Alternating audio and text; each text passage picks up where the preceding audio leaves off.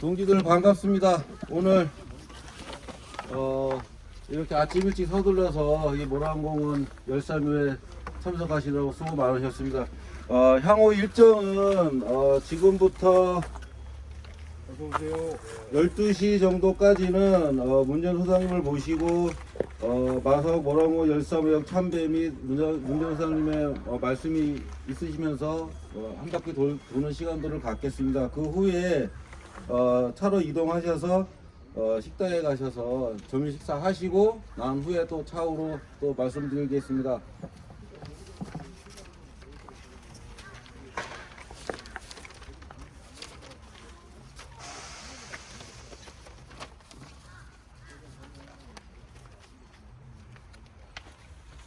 소개시켜 드리겠습니다. 오늘 일정에 제일 처음 마성보란공원 묘역에 잠드신 열사와 민족민주열사에 대하여 교육을 담당하시고 수고해 주시는 서울 남부노동 3당센터 문재훈 소장님 앞으로 모시고 소중한 시간들을 갖도록 하겠습니다. 문재훈 소장님 큰 박수로 모시겠습니다.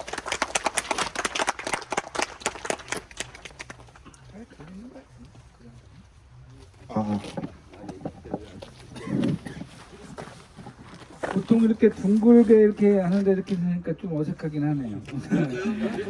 괜찮아. 이제 시작합시다. 원래 이제 서울 근방에 이 공동묘지가 있었어요. 공동묘지 중에 제일 유명했었던 데가 아현동, 애고개. 거기가 원래 애들 무덤이 많이 있었다 그래갖고 애오개라고 하잖아요. 원래 그랬었던 거고 그러다가 지금 이태원 쪽 몇 달 전에 보면은 삼성에 어디서 뭐 공사를 하려고 했더니 뼈가 무수히 나왔다 그러잖아요.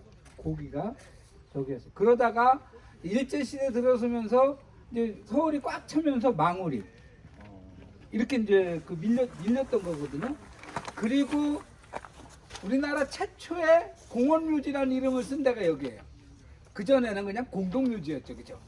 응? 공동묘지 하면 음산하고 뭐 귀신 나올 것 같고 막 그러잖아요, 그죠? 근데 공원묘지 하면 좀 달라졌죠, 그죠? 뭔가 맑은 것 같고 막 그렇잖아요. 실제로 공원묘지가 왜 그렇게 그러니까 공동묘지가 음산하게 됐느냐면요. 원래 우리나라는 죽는 거, 상내 뭐 이런 부분을 굉장히 중하게 여기는 민족이에요. 그래서 한 사람의 죽음이 전 세계를 울리는 전 사회를 울리는 경우가 드문데 우리나라 같은 경우는 그런 경우 많죠, 그죠? 그러면서 열사도 많이 생기고 그런 측면도 있는데 공동묘지가 생기기 시작했던 건 얼마 안 된대요. 원래는 이제 지배층들이 이 영구히 지배자가 되기 위해서 무슨 뭐 주술적인 의미 이런 부분으로 무덤이 만들어지고 사당이 만들어지고 그랬던 거잖아요. 근데 이제 조선 후반기에 양반들의 학정이 너무 심해갖고 농민들이 봉기를 일으켜요. 그럼 농민들이 봉기를 일으키면 지금 하마스처럼 백전백패했어요. 그죠? 왜 저놈들이 훨씬 총칼도 많이 갖고 막 그러니까 싸워서 이길 수가 없어요. 그죠? 그러면 떼 죽음이 되죠. 묻을 데가 없죠. 한꺼번에 다 묻어버려요. 그러니까 공동묘지가 생긴 거예요. 그러니까 이제 공동묘지가 생겼다라는 거는 가문을 벗어나갖고 그러니까 거기 뭐가 생겼겠어요? 귀신들만 잔뜩, 원한만 잔뜩 이렇게 쌓였겠죠, 그죠? 원래 이제 여기에 우리 노동운동이나 민주운동이나 민주화 운동했던 사람들이 묻히기 시작했던 것의 최초는 사실은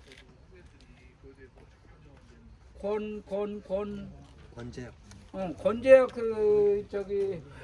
선생님이라고 그분이 묻혔었는데 사실 묻힌 줄을 몰랐어요, 우리가. 그리고 공식적으로 우리가 여기를 찾기 시작한 건 당연히 전태일 열사가 여기 묻히면서부터이거든요. 전태일 열사가 묻히면서부터 무수히 많은 사람들이 이제 지금 한 160기 열사 여기 그렇게 정도가 됐어요. 나중에 권재혁 선생님 같은 경우는 이 딸내미가 유명한 탤런트였어요. 권재희라고. 저는 잘 모르는데 그분이 이제 여기가 유명해지고 사람들이 소중하게 생각하니까 뒤늦게 우리 아버지들 이렇게 묻혔다 해갖고 비로소 알았었던 거예요. 그 전까지는 민주화 운동을 했다거나 노동 운동을 했다거나 하면은 뭐라고 욕 먹었어요? 빨갱이라고 욕먹으면서 어떻게 하는지 그걸 감추려고 했던 거거든요. 그런데 이제 세월이 좀 좋아지면서 그렇게 욕먹었어도 정말 자랑스럽게 사신 분들이다 라고 하는 부분이 사회적으로 입증되면서 이제 이렇게 했었던 거죠. 전 세계적으로 보통은 이런 이제 이 묘지 같은 경우를 기념하는 경우는 다 국립, 시립 뭐 이렇게 공적으로 하는 거예요. 근데 이제 한국만 독특한 문화거든요. 서울에는 모란공원이 있고, 지난번에 가봤던 광주에는 망월묘지가 있었죠, 그죠? 예? 그 다음에 부산, 울산, 거기에는 솥밭산이라고, 거기에 또 이렇게 열사들이 모인 묘지가 있고, 뭐 이렇게 곳곳에 있거든요. 예, 그렇게 민간인이 묻혀서 조성된 추모공간이라는 경우 전 세계로 거의 없대요. 근데 이제 그런 부분의 한 축이 여기가 형성됐는데, 우리가 직접 가지는 않지만은 요 옆에 이제 바로 뒤에 박기래 선생님이라고 안산에서 통일운동하다가 돌아가신 분이 있는데요.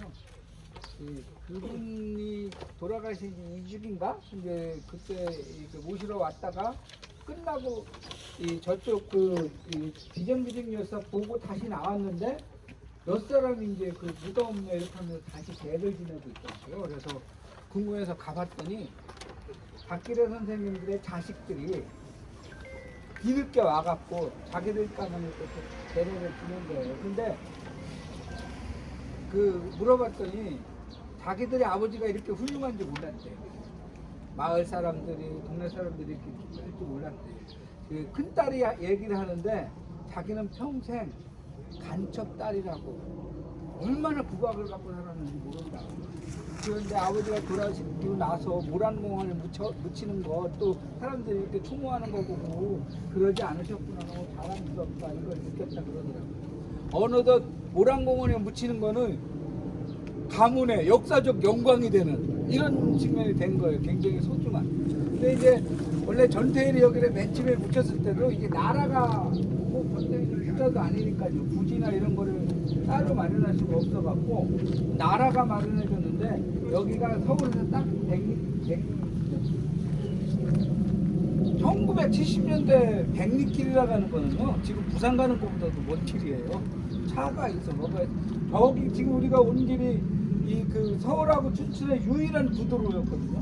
지금 이렇게 버스 타지도 않았어요. 옛날에 여기 호랑이 나온다는 이런 지역이었는데 백리길에 이렇게 보면 아시겠지만은 여기가 길에서 가깝지만은 길에서 안 보여요. 숨겨졌죠, 그죠? 그리고 요 전체적으로 굉장히 습기가 많아서요. 매월 두 번째 주 일요일날 사람들이 모여갖고 여기를 이렇게 계속 이렇게 보호를 하는데 그러지 않으면은 잔디도 못 자랄 정도로 습기가 많아요. 그런데 언제부터인가 우리는 여기 들어오면 따뜻함을 느껴요, 그죠?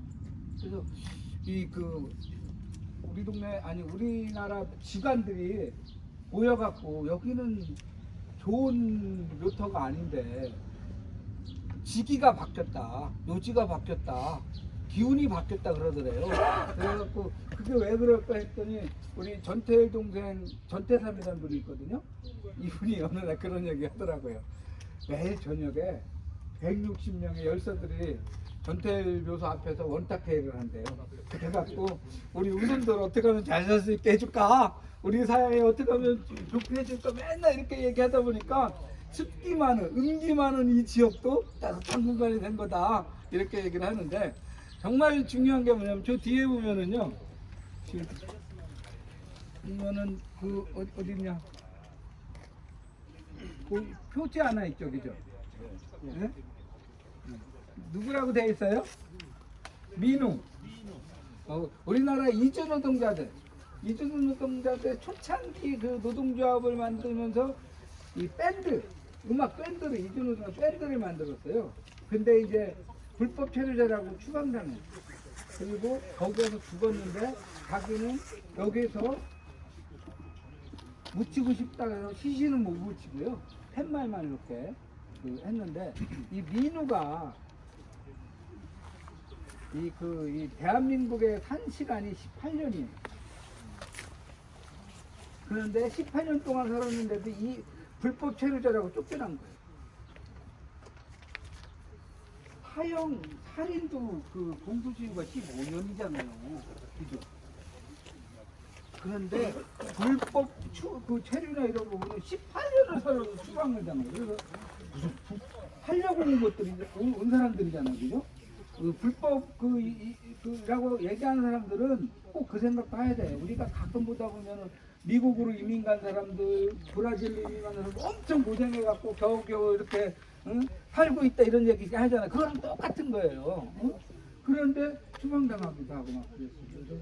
그런데 이제 그 고생한 그 저기로 이렇게 우리나라 사람들이 저렇게 표라도 하나 이렇게 이제 모셔주고 있고 그런 거예요. 그러니까 여기는 이제 제일 특징이 뭐냐면은 제일 약하고 힘들고 아픈 사람들이 모여서 제일 크고 높고 위대한 세상을 만들기 위해 노력했던 이런 장소다 이렇게 기억하시면 될 거예요. 움직이겠습니다.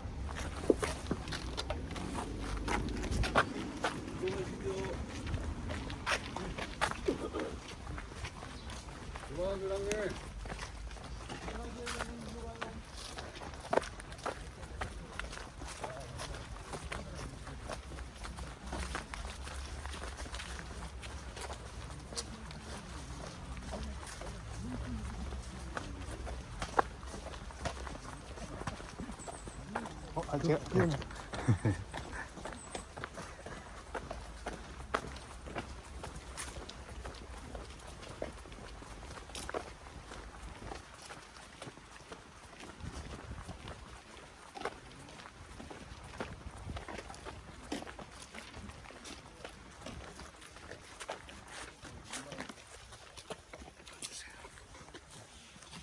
괜찮아요. 저 옆에 있어야 돼.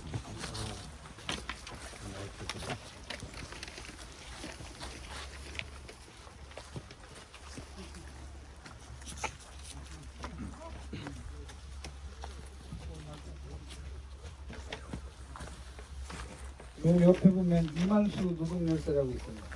바로 옆에인데 예. 그분이 기억하실 수 있을까요? 그 강남 아파트에서 그뭐 아까 수희 아저씨로 있다가 경비 아저씨로 있다가 모독을 못 참고 자살을 하셨던 분이 이제 다 오셨죠? 네, 여기가 우리가 뭐 106기 그 열사를 다 일일이 참배할 수 없잖아요, 그죠? 그래서 요 기념비에서 전체적으로 일괄 참배를 먼저 하고 시작하도록 하겠습니다. 일동 능력.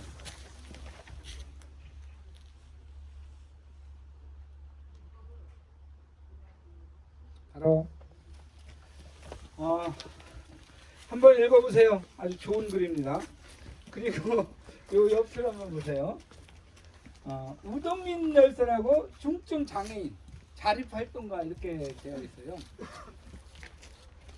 왜 여기에 지금 모란공원 유일한 수목장입니다.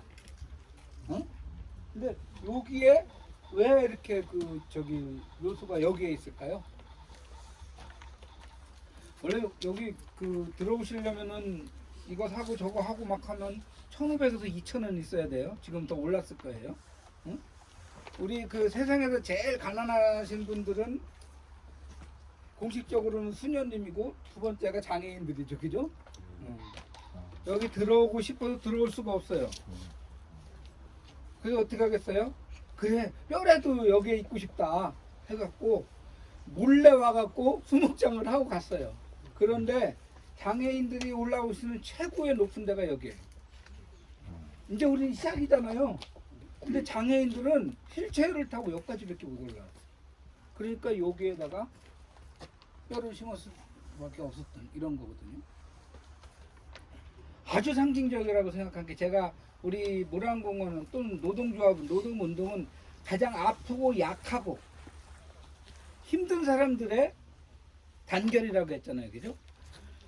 근데 우리도 힘들지만은 이 장애인들이나 이런 거는 더 힘들어요. 이 자리에 있다라는 거는 여러분들은 이제 출발하지만 그것보다 더 아픈 사람들을 꼭 기억하라. 이런 의미로 여기에 딱 우동민 열사가 있는 것 같아요. 이 우동민 열사는 중증 저기라 무슨 말을 하는지 알아들을 수가 없었어요. 딱 하나만 분명하게 얘기했어요. 이 개새끼들아. 욕은 정말로 뚜렷하게 응? 얘기를 했다는데 나머지는 일상적으로 알아들을 수 없을 정도로 이렇게 얘기를 했는데 이명박 때인가요? 한병철이라고 인권위원회 위원장님이 요즘도 마찬가지지만 윤석열도 이상한 놈들만 지금 집어넣잖아요, 그죠? 장관이나 이런 부분에 네. 마찬가지로 정말 나쁜 놈들만 이렇게 집어넣어서 있는데 그거에 항의하다가 폐렴에 걸려서 감기 폐렴에 걸려서 이제 돌아가신 이런 부분이었는데 어떻든 이제 그 우리가 이 자리에 와갖고 이렇게 참배하는 가장 큰 의미는 노동조합 또는 노동자 또는 나의 삶에 있어서 그 기반 그거는 더 높아지거나 더 잘 혼자만 잘 살겠다는 게 아니라 함께 더불어 함께 서로를 존중하고 잘 살겠다는 생각 하나 이거 하나 제대로 챙기면은 그게 가장 큰 의미가 될 것이고 이 우동빈 열사는 바로 그런 부분을 보여주고 있는 상징적인 자리가 아닐까 이런 생각을 했습니다. 그렇습니다. 그리고 그 바로 옆에는 개운재 선생은 여러분은 잘 모르죠? 예. 문익환 목사 아세요? 네. 백기환 선생 아세요? 예. 네. 그리고 개운재 선생 이게 이제 문계백이라고 했거든요. 이 70년대 80년대 제야 민주화 운동의 3대 상징적인 인물이었어요. 응? 그런데 이제 제일 일찍 돌아가셨죠. 저분은 이제 이른바 인민복 그 있잖아요. 그 마오나 이렇게 입고 다니던 그거에 그 고무신만 신고 평생을 사셨던 이런 부분인데 정말 청렴하게 사셨는데 사실 이 문계백이라고 하는 분들은 알고 보면은 초창기에는 전부 우파였어요. 좌파가 아니고 진보파가 아니고. 근데 이 박정희가 그렇게 독한 거예요. 박정희 유신 독재가 얼마나 심했으면은 원래 우파였던 사람들이 민주화 투쟁하고 막 이러면서도 자기도 모르는 노동자 민중곁에 있었던 거예요. 이런 측면이 있고 정말 그 이 진보적이고 변혁적인 사람들도 있어요. 저쪽으로 이제 이 그 통역당이라고 들어보신 적 있나요? 네. 통역당, 인혁당, 인혁당도 들어보셨어요? 아, 우리나라 역사에 대해서 아주 훌륭하신 식견을 갖고 계신 겁니다. 그리고 난민전. 원래 통역당이라고 하는 건 이제 박정희가 5.16 쿠데타를 일으킨다. 저희가 별로 없잖아요. 정당성이 별로 없잖아요. 그런 부분을 그 맥북 위에서 두 가지를 극대로 추구하죠. 하나는 이제 앞으로 경제 개발하겠다. 응? 그래서 이제 지금은 비록 분별이지만 참고 견디면 잘 사는 세상 만들자. 이렇게 이제 하는 것이 하나의 이데올로기였고 또 하나는 뭐냐면 그 반공, 승공을 멸공으로 바꿔요. 멸공. 응? 그 전까지는 공산당을 이겨갖고 통일하겠다였는데 그때부터 아예 공산당을 멸살시키고 통일하겠다 이렇게 그러면서 이제 조봉환 아니 그거는 이제 이승만 때죠. 어떻든 이렇게 이제 죽이는데 그때 이제 이 학생들이 들고 일어나면 참지 못하고 잡아놓고 그랬잖아요. 유신의 대표적인 애 중에 하나가 서울대 아크로폴리스라고 광장에 학생들이 이제 도서관 앞에 이렇게 있는데 거기서 이제 70년대 대학생들이 이제 도저히 못 참겠다 데모를 한다는 유인물을 확보하면서 하고요. 응? 민주주의는 피를 먹고 자랍니다. 막 이러면서 모입시다 막 이렇게 하잖아요. 근데 이 전두환 때까지 이 대학 캠퍼스의 반이 짭새였어요. 경찰이었어요. 그래갖고 학 하다가 잡혀갔어요. 하구요도 못하고 바로 옆에 경찰이라 재수없게 응? 뿌리지도 못하고 학하고 잡혀갔는데 구속됐어요. 하구요 공부합시다. 하구요 부지런합시다 할지 뭘 알아. 그런데 하구요도 못 부르고 학했는데 잡혀갔어요. 그 비슷한 시기에 연세대에서도 또 유신독재에 못 참는 사람이 연세대는 옛날에 미션 스쿨이라 예배를 했어요. 학생 예배를. 예배 시간에 앞에서 뭐라고 하면은 잡혀가 무서우니까 백지만 뿌렸어요. 백지. 응?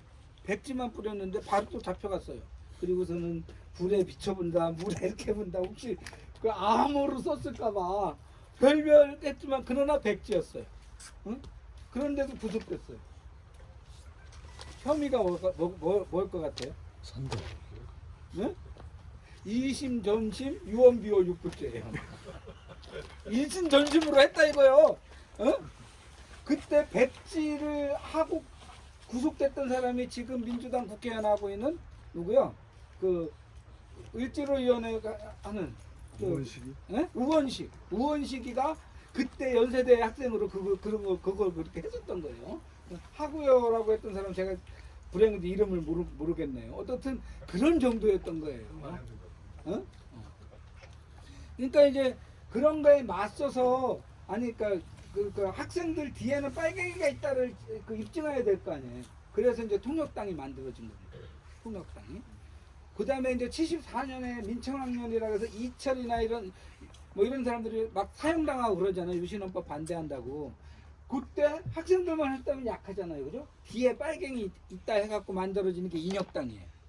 어? 그 인혁당 같은 경우는 이 대법에서 사형 선고하자마자 바로 돌아와서 사형시켜갖고 세상에 이런 경우가 어디 있느냐고. 어? 미리 사형할 자리를 하고 있었던 거니까 법원이 판단도 하기 전에 죽이겠다 이렇게 설정했던. 그래갖고 지금도 인혁당 그 사형 선고의 날은 유엔이 정한 국제사법 수치의 날이에요. 그렇게 독한 그 대표적인 독재자가 박정희였던 거죠. 그리고 이렇게 두 번을 당하면서 이렇게 당하느니 진짜 이놈의 그 정권 뒤집어 엎자 해갖고 조직을 해요. 그리고서는 그 김남주 시인이라고 들어보셨나요? 김남주 시인 같은 경우는 거기쯤에 무력단이 돼갖고 임동규 선생과 함께 어디야? 최원석이네 신동아 그 당시 건설 해장집을 가서 털어요. 너네 돈 내놔라 그것으로 독재 정권을 끝장나겠다고 막 그렇게 정말로 이제 우리가 이번 지금 하마스처럼 참고 사는 게 아니라 싸우겠다 해갖고 그렇게 조직했던 게 난민전이에요. 근데 여기서 또 이제 거기 대표자들 다 사형당하죠. 이재문 선생이나 신영식 선생이나 이런 분들이 저쪽에 묻혀요. 저쪽에. 그러니까 사실은 문계배 때문에 이 얘기를 했는데 우리 대한민국 역사의 비극 중에 하나가 뭐냐면요. 정말 열심히 한 사람들은 묻혔어요. 그리고 나중에 좋은 시절 왔을 때 나선 사람들은 지금도 잘난 척하고 사는 거예요. 그러니까 민주당이 이 집권을 해도 안 되는 이유 중에 하나가 민주당의 뿌리가 정말 밑으로부터 고생한 사람들에 의해서 구축되지 않았기 때문이에요. 응? 사실은 대한민국의 역사적 비극이 그거라고 했잖아요. 남한 정권이 들어섰을 때 1당 2당이 지금도 1당 2당 하고 있잖아요. 자유당과 민주당이었거든요. 지금 자유당이 지금 국민의힘이 되어 있는 거고 민주당은 여전히 민주당이 되어 있는 거잖아요. 자유당은 일제시대 때 판검사하고 공무원하고 경찰하고 군인 했던 놈들이 모여서 만든 당이에요. 민주당은 지주들 지역에서 지주들이 모여서 만든 당이에요. 다 친일파 당이에요.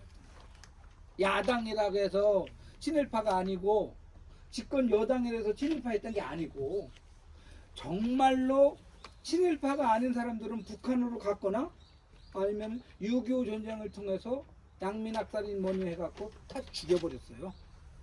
6.25 전후해갖고 48년부터 53년까지 남한에서만 이승만 정권이 양민으로라고 해갖고 죽인 사람들이 130만 명이 넘어요.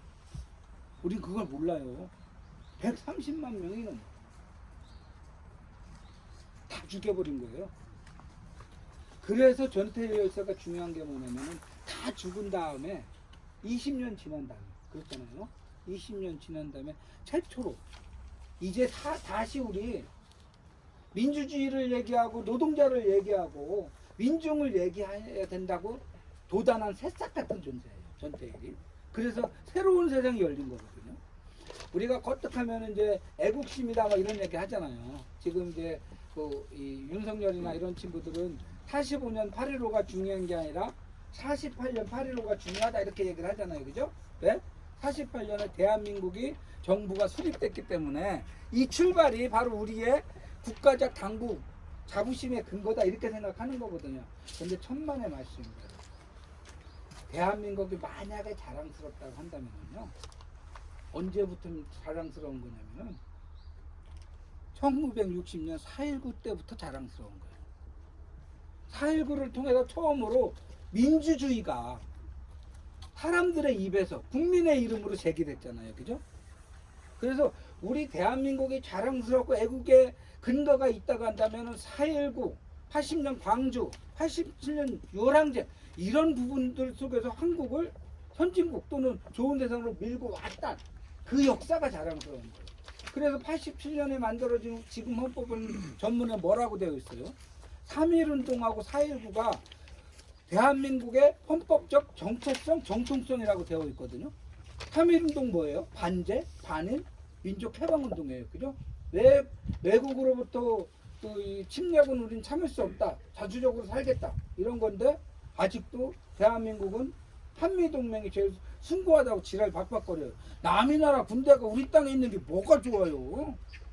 아무리 선하고 좋은 그 군대라고 하더라도 남이는 다 이웃 사람이 우리 안방 차지하고 있는 게 도대체 뭐가 자랑스러운 거예요? 어떻게든지 빨리 그 시기를 끝내야 될 거 아니에요, 그죠? 그리고 두 번째가 4.19입니다. 4.19는 뭐 반독재, 민주주의 아닙니까, 그죠? 그러니까 뭐 보젓하게 3.1운동과 4.19가 대한민국의 정체성이라고 해놓고 48년 8.15를 대한민국의 정통성이라고 우기는 거는 헌법을 부정하는 거예요. 그러니까 헌법 지랄 박박거려도 윤석열 정권은 사실은 헌법을 몰라요. 모르니까 용감하고 그런 건데 그래도 좀 그런 부분이 있다. 그래서 열사를 모시지만 열사를 모시는 그 뒤에 역사까지도 우리가 함께 생각하고 기록하는 이런 자리가 됐으면 좋겠습니다. 옮기겠습니다. 원래 보통 여기서 사진 한번 찍었는데 참. 단체. 그래요, 그래.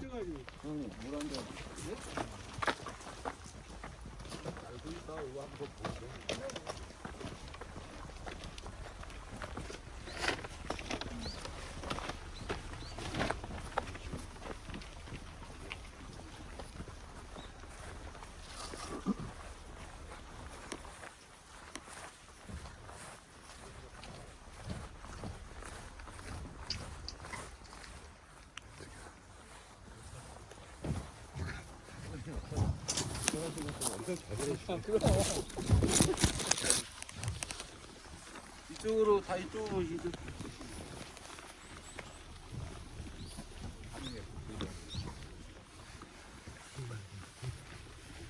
먼저 오신 분 뒤로 가시는 게 좋을 겁니다. 저 거기 그늘에 그늘인데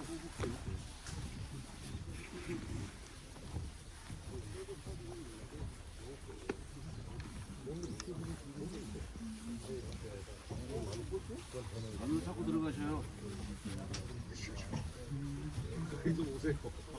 아니 저 많이 와 안 돼. 들어가야 돼. 여기까지 있다.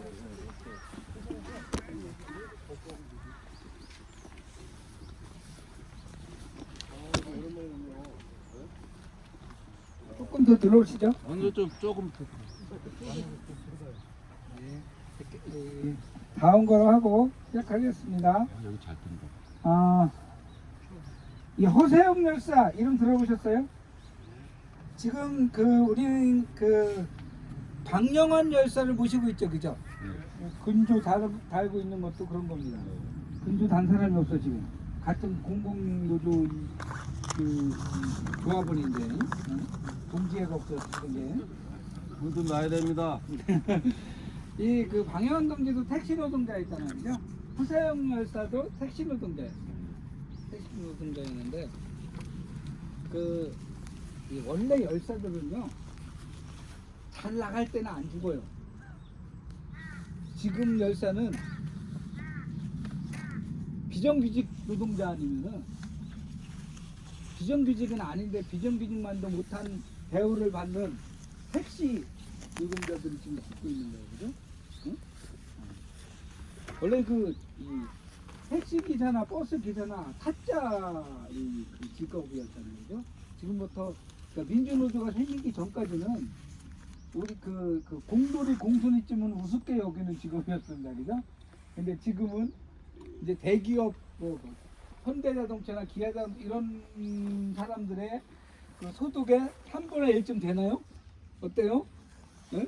그 지금 그 현대나 이런 데는 평균 연봉이 한 7천 이렇게 돼요. 한 반은 되나요, 여러분 어때요? 더 되죠?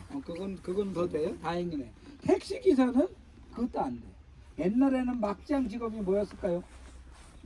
탕광 아니면은 조선소였어요. 탕광 아닌 조선소. 가다 밀리다 마지막 가는 저기. 지금은 어디예요? 택시예요.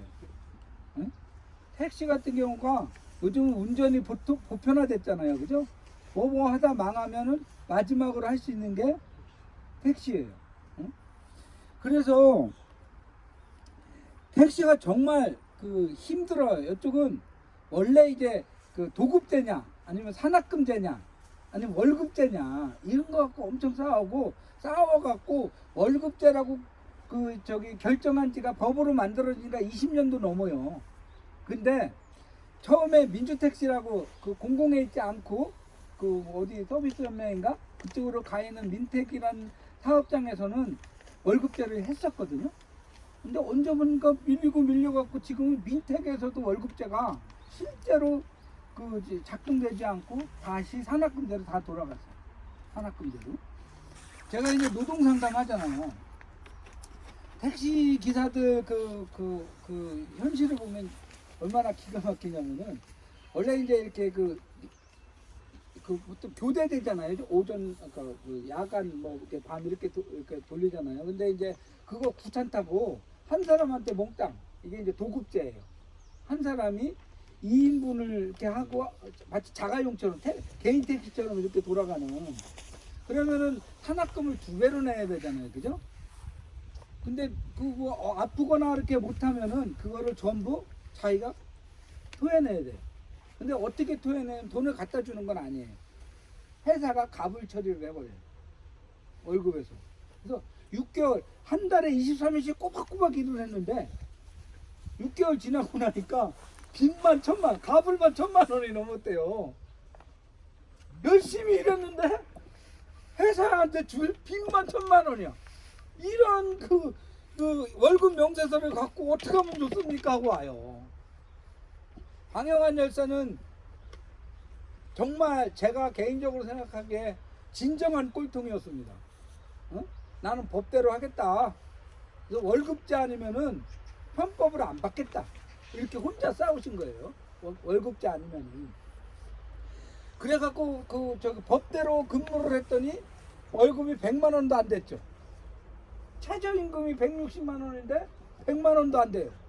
열심히 일했는데 8시간 꼬박 채웠는데 이것의 비밀은 뭐냐면은 이 민택이든 그 전택이든 이 노동조합 이놈의 새끼들이 회사랑 단협을 이 최저임금은 올라가잖아요. 그러면 자동으로 올라가야 될 거 아니에요. 그 정도는. 그런데 그것을 감당할 수가 없다고 소정 근로시간을 줄여요. 그러니까 8시간에 160만 원이다 그러면은 4시간만 인정해버리면은 80만 원만 주면 되는 거잖아요. 어? 이런 식으로 줄여갖고 이 지금 택시는 최근 1, 2년 모르겠는데 3년 전까지만 하더라도 하루 소정 근로시간이 5시간에서 6시간이었어요. 줄였어. 일은 12시간 하는데 나머지 그러니까 이분이 나는 8시간만 일할 거야. 하루 8시간이니까 이랬더니 실제로 받는 게 100만 원도 안 된 거예요. 그러다가 최근 3개월 동안 그것도 안 줬다라는 거 아닙니까? 그죠? 그러니까 이게 뭘 보여주냐면은 법대로 살면 손해다 이걸 보여주는 거잖아요. 편법으로 눈치껏 요령껏 이런 거에 우리가 너무 많이 당했어요. 이 서울의 그 버스 기사들이 민주노조로 못하는 것 중에 하나가 옛날에 토큰 삥땅 치던 습성이 아직 남아갖고 투쟁과 법으로 돌파할 생각 안 하고 눈치껏 요령껏 이런 부분이 너무 지금 뼛속에 박혀갖고 못하는 것도 있는 거예요, 정말로. 그러다 보니까 이런 분들은 더 외롭게 싸우다가 돌아가시기도 하고 막 그런 거거든요. 허세웅 열사 같은 경우는 사실은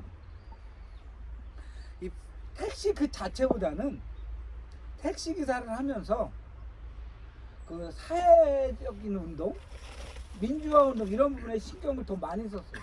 그러니까 자기 일 끝나면은 보통 이제 그 당시는 12시간 교대를 하는 거니까 피곤할 거 아니에요. 근데 이제 동네 철거민 또는 매항리라고 옛날에 그 이제 미군 부대 있는데 거기 반대 뭐 이런 데를 정말 열심히 돌아다녀요.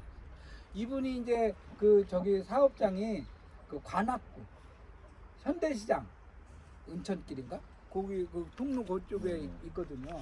이제 저는 구로공단에서 노동 상담하잖아요. 그래서 이제 구로공단에서 이제 투쟁을 하면은 항상 와 계세요.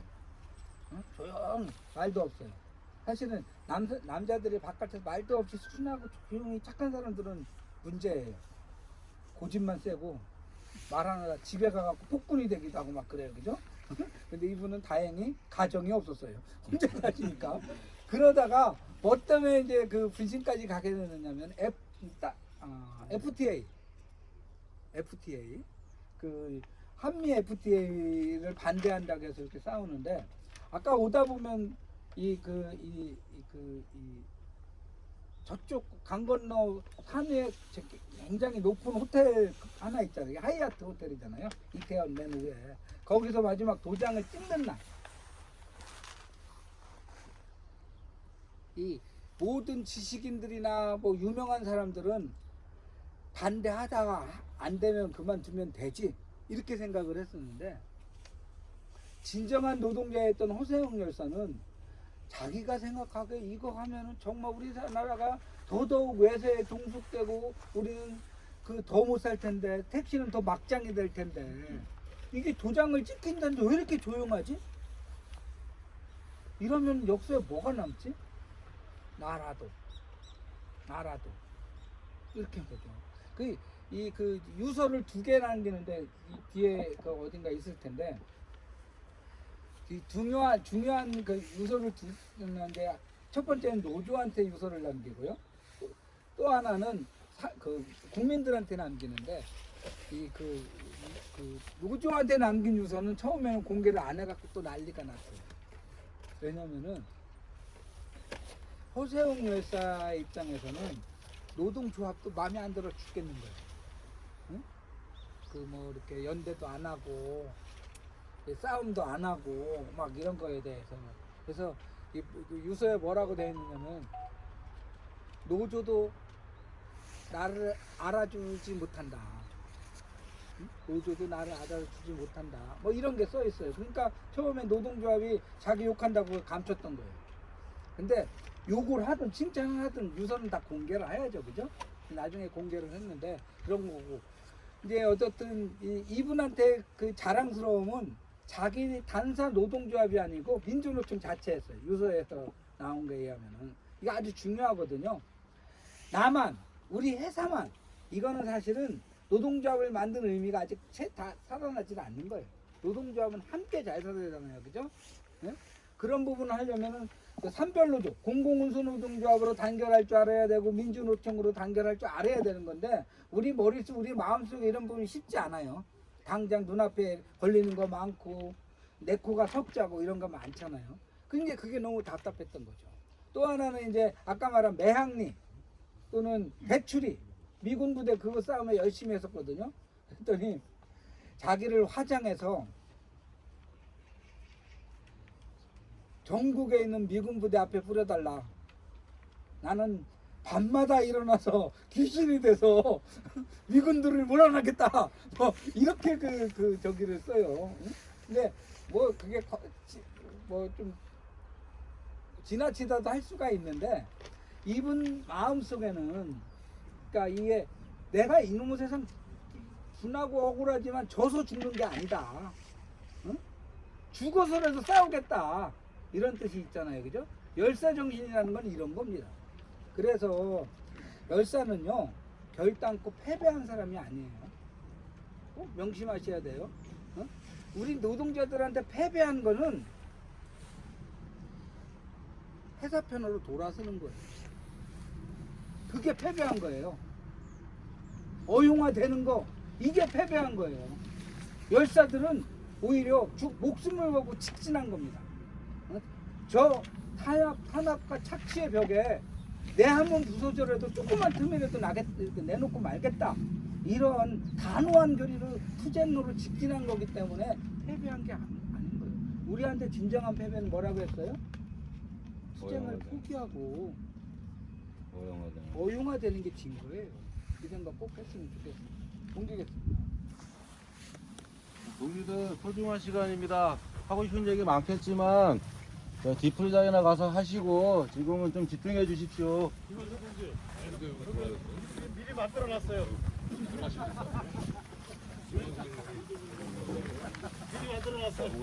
김한상 동지는 사회보험노조 그 위원장이신데요. 빨리 앞으로 와야 되니까 빨리. 아니, 이분 얘기하려고 하는 건 아닌데 이름이 같다니까. 이분은 정말 대단했어요.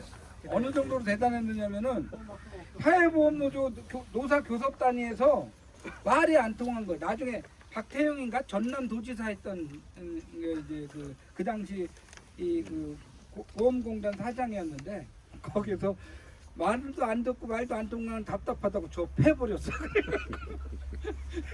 그래서 해고를 당해요. 김한상 동지 저 패갖고 해고당하는 거인데 이분이 이제 돌아가기 전에 이른바 만인이 10,000명을 모아서 투쟁을 그 사업장 돕자 이런 운동도 하고 그랬던 저희가 이제 많이는 조직하라고 많이는. 같이 가야지. 좀 해세요. 육사일이 그 회사 그 운전하시는 분들 없어요? 육사일 여기 중구. 하지 않을까요? 그냥 중구란다. 육성이가 중고 아니야?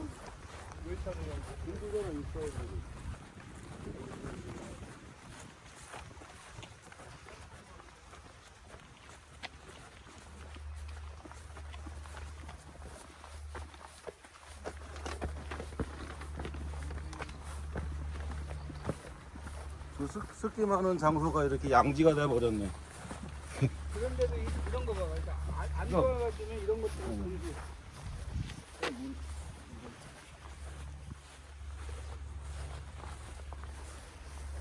여기 차 전파가 잘 안 잡혀. 잘 들리냐? 안 들립니다. 근데 뭐 워낙 가까이 있으니까 육성으로도 가능하지.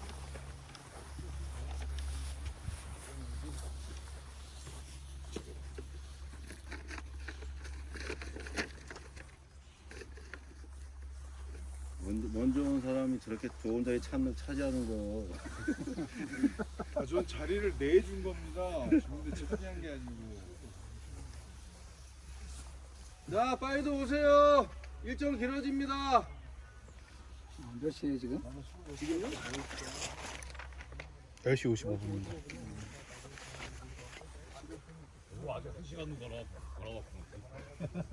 그게 아니라 자꾸 걸음들이 왜 이렇게 늦으셔?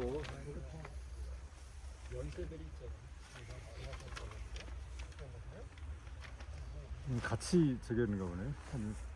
그렇더니 들려요? 예, 이제 잘 돼요. 예, 여기는 이 모란공원을 조성하는 의미도 있지만은 제가 구로공단에서 노동 상담하잖아요. 그러니까 이제 이 박영진 열사가 구로 노동운동을 상징하는 열사이기도 하고 그 옆에 그 뒤로 돌아가신 분까지 다 이렇게 합쳐서 우리 이제 우리 동네에서 하는 그러니까 개인적인 사심이 그득한 이 자리이기도 합니다. 고향 사람이. 1970년대 전태일이 묻히고 나서요. 그리고는 조용했었어요. 조용. 응? 여기가 너무 멀었어요. 그래서 80년대 초반에는 여기 참배하러 오는 것 자체가 투쟁이었어요. 응? 사람들 모으고 뭐 요즘은 뭐 산별노조 때문에 1인도 노조에 가입할 수 있고 다 그렇잖아요. 그죠? 네? 그런데 옛날엔 기업별 노조였고 또 25명 이상이 돼야지 노동조합을 결성할 수가 있었어요. 지금도 25명 조직하기 힘들어 죽겠죠, 그죠? 예. 근데 그때는 뭐 노동조합에 노자만 해도 빨갱이 집합하고 잡아가는 판에 25명을 조직해서 노조를 만든다라는 건 이거 보통 일이 아니었어요. 예? 이제 박영진 열사나 그 이런 분은 그때 80년대 초반에 노조농조합을 만들어요. 응? 대단하죠, 그죠? 80년대 초반에 이 박영진 열사가 구로공단의 상징이 된 이유는 뭐냐면 이분은 초등학교도 못 나왔어요. 전태일 열사도 마찬가지고 박영진 열사도 마찬가지고 초등학교도 졸업을 못했어요. 예? 그래서 박영진 열사가 이제 그 지역에서 옛날에는 공단에서 어디서 누가 해고했다 그 개새끼네 하면 새벽에 몰려가갖고 회사 유리창 다 깨놓고 오고 막 그렇게 싸웠어요 옛날에는. 어? 이 새벽에 몰래 들어가서 기숙사마다 그냥 그 일물 다 돌리고 막 그렇게 온 동네가 같이 싸웠어요. 요즘은 뭐 이렇게 하지만 그래야지만 견딜 수가 있었던 거예요. 이 박영진 여사 같은 경우는 이제 동국제강, 그다음에 이제 마이크로 세라믹 이런 데서 이제 노동조합을 만들다가 마이크로 세라믹에서 노동조합 만들고 임금 인상 요구하다가 그 구사대한테 밀려갖고 경찰하고 구사한테 밀려갖고 식당 옥상에서 석유 뿌리고 가까이 오면 죽는다 하고서 저항을 했는데 죽어봐 하고서 밀고 왔어요. 경찰하고 구사대가. 그러다가 몸에 불이 붙은 거예요. 그래서 스스로 분신했다고 우리는 생각하지 않아요. 죽임을 당했다고 생각하죠. 그렇잖아요. 죽으려고 했던 게 아니거든. 응? 근데 이제 이 박영진 여사가 특징이 뭐냐면은 그 경찰한테 잡혀가면은 자기는 초등학교도 못 나온 글자도 못 쓰고 못 읽는 사람이라고 딱 설정해 버려요. 그럼 조사가 안 돼. 응? 조사가 안 돼. 우리 그 전 세계적으로요. 요즘은 좀 그렇지만 전 세계적으로 모든 경찰들한테 공포의 대상이 한국 농민이었어요. 한국 농민들이 떴다 그러면은 큰일 났다. 그래서 이 멕시코의 칸쿤과 홍콩의 그래서 멕시코의 칸쿤에는 이경해라고 하는 농민이 심장에 칼 꽂고 그 자리에서 죽어버렸잖아요. 그다음에 홍콩에서는 이 농민들이 집단적으로 그냥 갑자기 항만에서 바다로 뛰어들어가고 데모를 하는 바람에, 응? 그래서 정말 유명해졌는데. 정말 유명해진 그 숨겨진 비밀. 왜 이렇게 그 한국 농민은 잘 싸울까?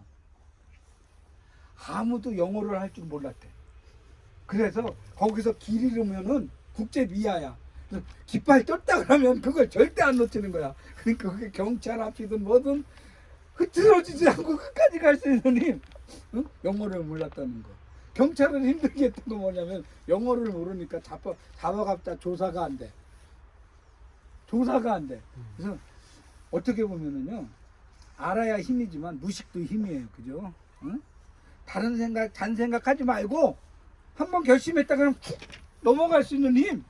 응? 이게 꼭 필요한 게 그 사회적으로 벽이 있을 때 넘는 이런 거라고 꼭 생각하시면 되고, 박영진 여사가 그런 부분에서 우리 동네의 상징이었고, 그 다음에 또 하나의 그 의미는 뭐였냐면, 지금도 우리 노동조합 안에는 서로 이견이 다르다, 견해가 다르다 이렇게 다툼도 많고 그렇잖아요, 그죠?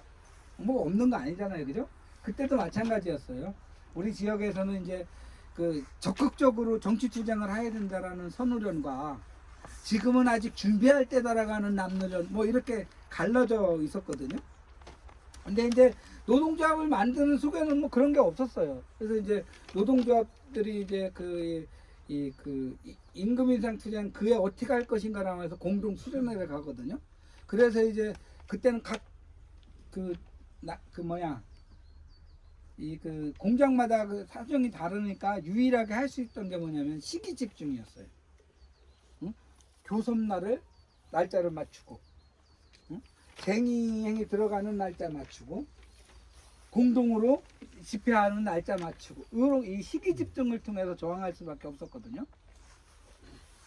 근데 이제 박영진 열사가 돌아가신 게 1986년인데 85년에 우리 노동조 구로공단에서는 이른바 구로 동맹 파업이라고 그 이 여러 노동조합 4개 5개 노동조합이 합동으로 파업을 해다가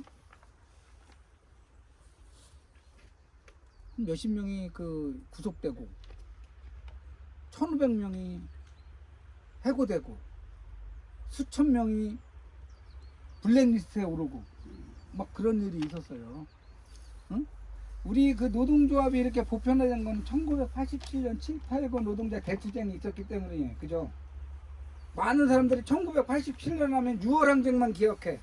그래서 우리나라 민주주의가 안 되는 거예요.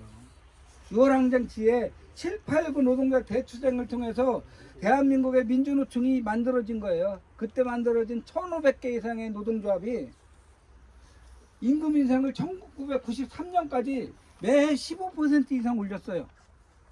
매해. 그래갖고 우리 주머니에 우리 통장 우리 그 저기 지갑에 현금이 좀 생겼어요. 그래서 뭐가 만들어진 거냐면은 자기 집 자가용을 만들어지기 시작한 거예요. 많은 사람들이 뭐 전두환 그 박정희가 어떻게 경제 개발을 해갖고 뭐 그래도 이만큼 산다고 얘기 다 거짓말이에요. 1987년 7, 8구 노동자 대투쟁을 통해서 노동자들이 지갑을 챙기기 시작했기 때문에 그나마 이만큼 사는 거예요. 그나마 이만큼 사는 거예요. 그런데 이 박영진 열사가 죽는 해는 아주 초토화가 된 다음에 그 다음에 싸우는 거니까 어떻게 싸울 것인가 논쟁이 많았을 거 아니에요. 남노련 축이었던 박영진 열사는 올해는 좀 쉬고 내년부터 싸우자 이런 입장이었고 또 다른 데는 그럴수록 더 싸워야 된다 이런 입장이었는데 그럴수록 더 싸워야 된다라고 했던 게 다수였어요. 박영진 열사는 소수였어요. 견해는 소수인데 전체가 같이 결정했잖아요. 그죠? 가장 앞장서서 싸워서 죽기까지 했어요. 이게 견해가 달라도 입장이 달라도 우리가 함께 결정한 건 한다 라고 하는 게 정말 조직된 노동자의 정신이다 라고 했던 건데 그래서 죽었어요. 부모님들을 경찰에 먼저 꼬셔버렸어요. 그래갖고 이 그 장례를 그냥 후닥닥 해버렸어요. 부모님하고 경찰이. 여기에 시신 없어요. 하필이면 그 다음 날까지 비가 억수같이 와갖고요. 뒤늦게 그 뼈가루 뿌린 데를 갔는데 흙만 있지만 흔적도 없었어요. 그 흙을 파다가 여기다 묻은 거예요. 헌묘죠. 헌묘죠. 여기에 그런 헌묘도 꽤 돼요.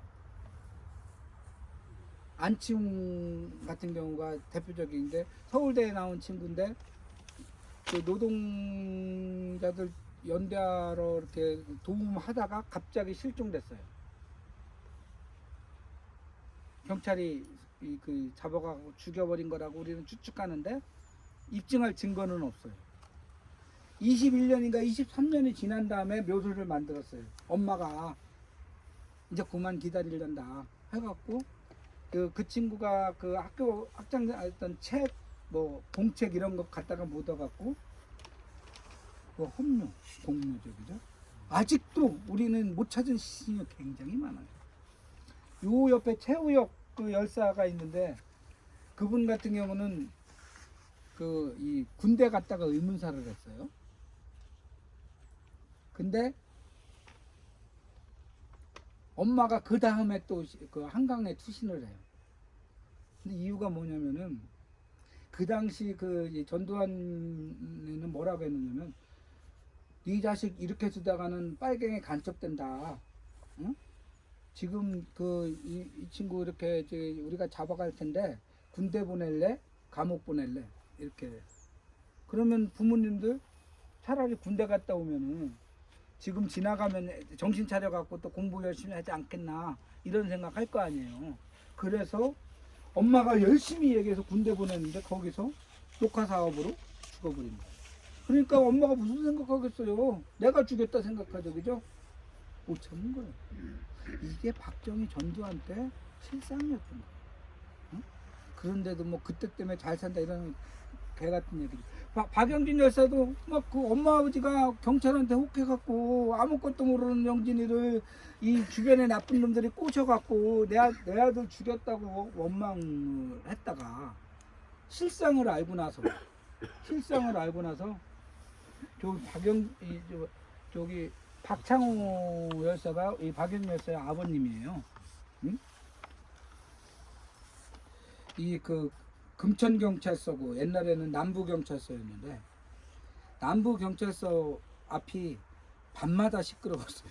술만 채면 거기 앞에 갖고 이놈들아 싸우고 뭐 하고 엄청 후회는 많이 하셨죠. 어쨌든 그랬었던 건데 이 박영진 열사를 이 시체도 없는데 장례를 해야 되겠다 그러는데 저쪽 묘지를 알아보면은 안기부가 금방 그 불어 처리하고 저쪽 묘지를 하면 또 불어 처리하고 그 사이에 또 박영진 열사 장례 투쟁으로 15명이 구속되고 막 정말로 큰 싸움을 했거든요.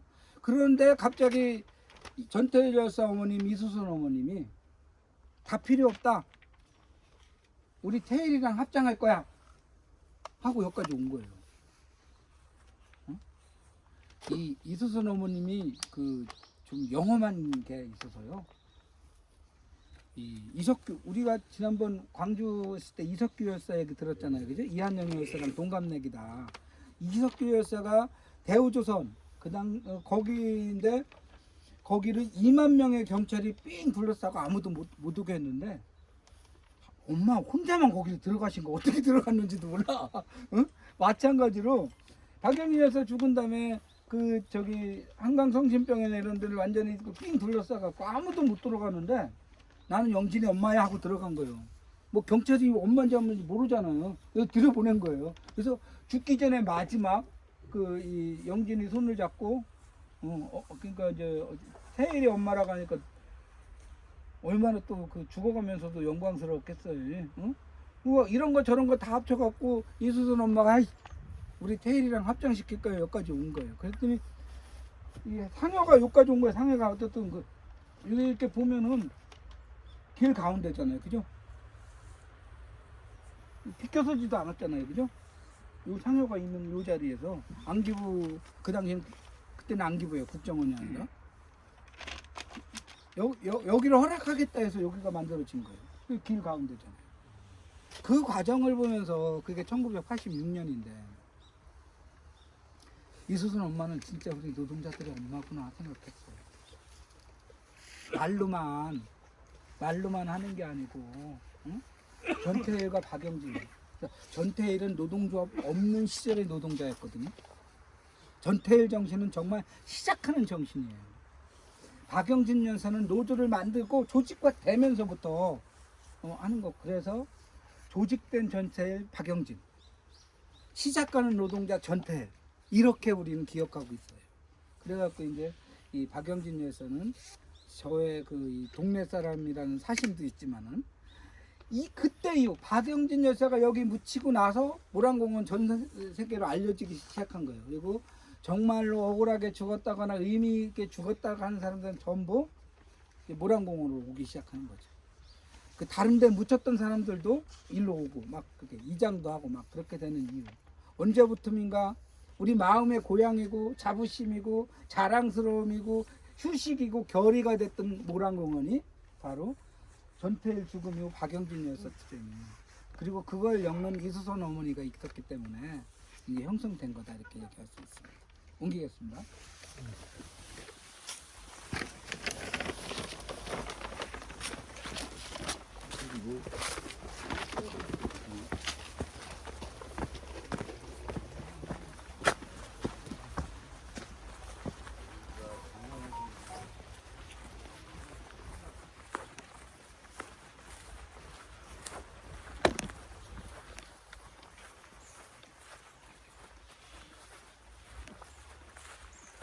중학이네.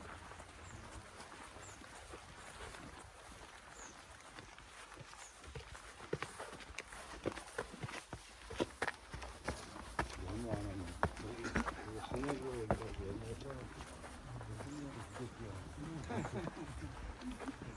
아, 그때 들었어, 맞아.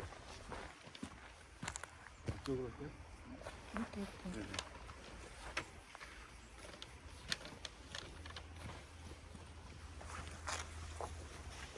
구독. 아, 그 의자 좋네. 의자 앉으시면 되겠다. 사진을 찍어야지. 아, 이거 가까이 대셔, 수아지. 응. 가까이 안 되니까 여기 안 들려.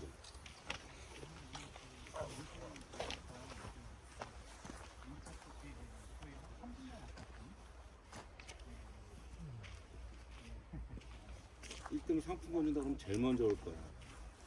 계산 올것 같은데요? 1등 상품권 줍니다 그러면 제일 먼저 올라올 거야.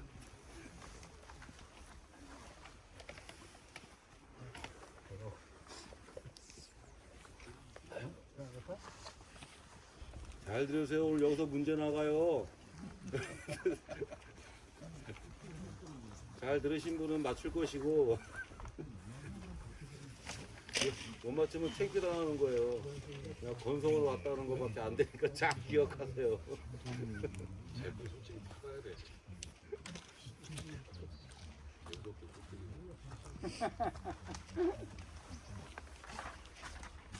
아, 오셨나요? 예. 여기가 그 모란공원 열섬역의 중심지라고 할 수가 있죠. 예. 변태일 열사가 있고요, 이수선 어머니가 있고요, 심지어는 백기현 선생까지 이제 여기에 묻혔고요. 그다음에 지금 가장 치열하게 싸우는 그 이 제2의 이수선 김미숙 동지의 아들내미 김용균 태안화력발전소에서 콘베이어 이렇게 밀려갖고 온몸이 사지가 절단돼서 돌아가셨던 그 김용균가 저쪽에 이렇게 있습니다. 그리고 학생으로 맨 처음에 묻혔던 이 박내군 아니지 박내전 박내군은 형으로서 지금 인권운동에서 제일 열심히 하시는 분이고, 이건 춤으로 이렇게 백기현 선생과 함께 그 민족춤을 했었던 이런 분이고, 다 이런 거네요. 약간 사선으로 이수선 엄마, 백기현 선생, 변태일 열사를 한꺼번에 이렇게 추념 한번 해보겠습니다. 자, 이거 쓰시고요. 일동 묵념.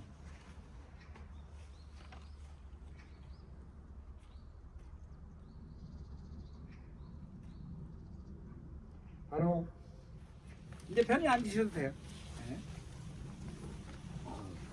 네. 가까이 대시면 예. 이게 이제 전태일 열사가 묻히고 맨 처음에 세워진 그 교수석이에요. 기독 청년이라고 되어 있죠, 그죠? 노동자라는 표현은 없습니다. 300만 근로자 대표라고 되어 있죠, 그죠? 아직 노동자라는 이름도 사용하지 못했습니다. 전태일 요 이렇게 되어 있습니다. 아까 얘기를 놓쳤는데 우리 박영진 열사 그 괴석이 하나 있었잖아요. 86년에 우리가 당당하게 노동자라는 이름을 못 쓴다면 차라리 무명으로 기억하겠다 해갖고 그 뼈가 뿌려진 데 있잖아요. 뼈가 뭐 뿌려진 데 거기에 도라를 갖다 거기다 박아놓고 나중에 옆에 이렇게 큰 비석을 보면 그냥 노동자 박영진 딱 이렇게 되어 있어요. 기독청년 근로자에서 노동자까지 15년, 16년이 걸렸죠. 그 사이에 무수한 노동자들이 싸움과 싸움 끝에 근로자가 아니라 노동자. 아직도 우리 그 버스 기사들은 근로자 이런 얘기 아주 쉽게 많이 써요, 그죠? 네. 응? 내 머릿속, 내 마음속에 아직도 박정희, 전두환이 득실득실 살아있다 이런 뜻이에요. 그 근로자라고 쓰는 거는. 그러니까 쓸 때마다 한번 좀 고민 좀 해보란 말이에요. 아차, 근로자가 우리의 단어가 아니고 저들의 단어지 우리의 말은 노동자야. 이 생각 꼭 했으면 좋겠는데, 이 300만 근로자 대표라고 하는 건 어디서 나온 거냐면요, 이 전태일 열사가 그 청계에서 일하는 미싱사 시다들 이들한테 설문조사를 통해 갖고 이 얼마나 열악한지 근거를 가지고 노동부에 이렇게 이제 진정을 합니다.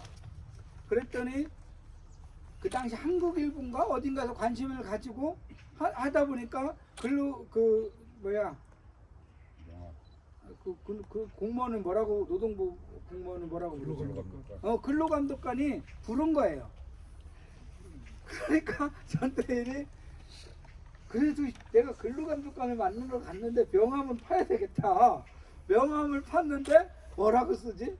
했더니 아무도 안 시켰어요. 자기가 스스로 박은 게 300만 근로자 대표 전태일 딱 받고 간 거예요. 그래서 그걸 따다가 여기다 한 거예요. 이게 이제 좀 뻥이 있었나 봐요. 그죠? 그 당시에는 노동자 숫자가 300만이었어요. 지금은 몇 만이라고 해요? 집회 때 얘기하죠. 2천만 명, 2,300만 명, 뭐 이렇게 얘기하잖아요. 그죠? 1970년대만 하더라도 노동자 숫자가 전국적으로 300만에 불과했어요. 그리고 누가 뭐 뽑아준 것도 아닌데 근로자 대표라고 자기를 그 설정을 했잖아. 이게 이제 허세일 수도 있는데 우리는 전태일 정신의 시작, 출발 그 단어 속에 있다고 생각을 해요. 뭐냐면은 내가 말하고 행동하고